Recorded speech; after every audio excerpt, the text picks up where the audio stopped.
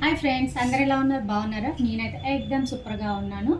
ముందుగా అందరికీ వారాహి నవరాత్రుల శుభాకాంక్షలు అండి. ఇదేంటి నవరాత్రులు స్టార్ట్ అయ్యి 5 రోజులైంది, ఈరోజు శుభాకాంక్షలు చెప్తుంది అనుకుంటున్నారా? లేదండి, నేను ఆల్రెడీ స్టార్ట్ చేశాను. ఈరోజు వచ్చేసి 5th డే కదా, సో మీ అందరికీ చెప్దామని ముందుకు వచ్చా.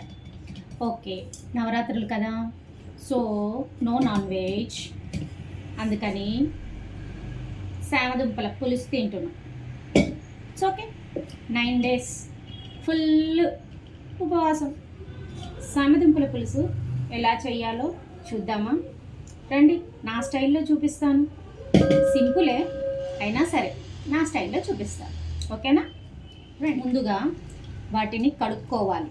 దీనిపైన ఇసుక ఉంటుంది, మొత్తం అంతా దుమ్ము కడిగేసుకోవాలి. దీనిపైన ఉన్న ఈ చెత్త అంతా తీసేయాలి. శామదుంపలు మునిగేంత వరకు నీళ్లు పోసుకోవాలి. వీటిని ఉడకబెట్టుకోవాలి.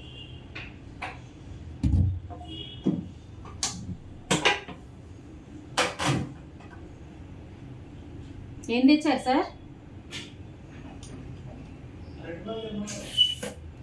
ఓకే, ఎందుకు వెళ్ళారేంటి బయటికి?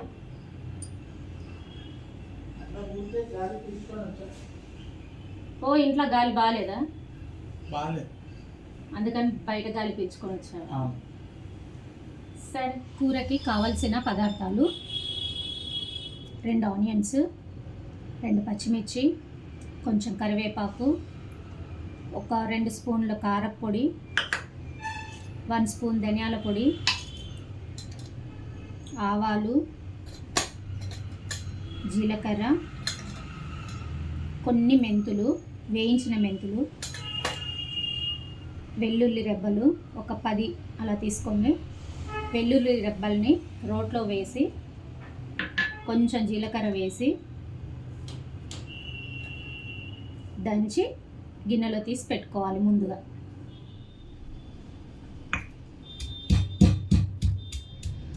అండ్ లాస్ట్లో కొత్తిమీర వేసుకోవాలి. కొత్తిమీర ఫ్రిడ్జ్లో ఉంది, తీసుకురావడానికి కొంచెం పడ్డది. దుంపలు ఉడికిపోయినాయి. దీనిపైన ఉన్న పొట్టు తీసి పక్కన చిన్నగా పీసెస్ కింద కట్ చేసుకొని పక్కన పెట్టుకోవాలి. ఇలాగా కట్ చేసుకోవాలి చిన్నగా. తర్వాతకి స్టవ్ పైన కడాయి పెట్టుకొని కొంచెం ఆయిల్ వేసుకోవాలి.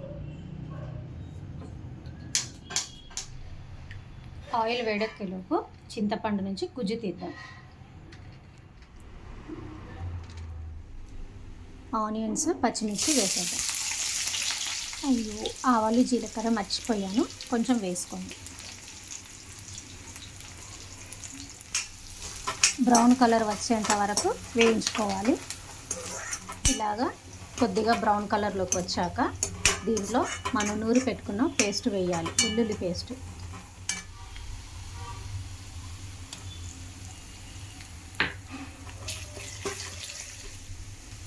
తర్వాత కరివేపాకు వేసుకోవాలి. తర్వాత పసుపు వేసుకోవాలి.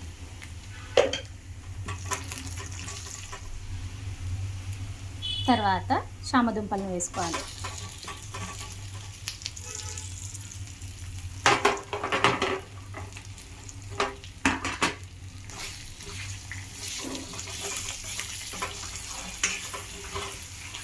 వీటిని బాగా కలుపుకోవాలి.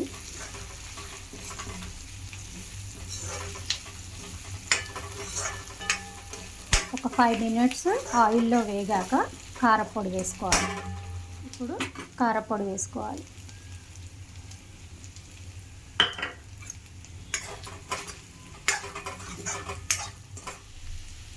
తర్వాత చింతపండు రసం వేసుకోవాలి.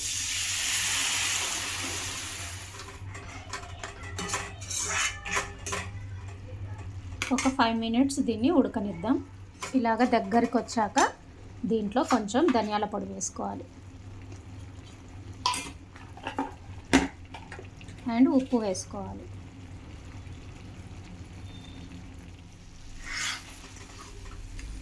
ఇక లాస్ట్లో కొంచెం కొత్తిమీర వేసుకుంటే కర్రీ రెడీ.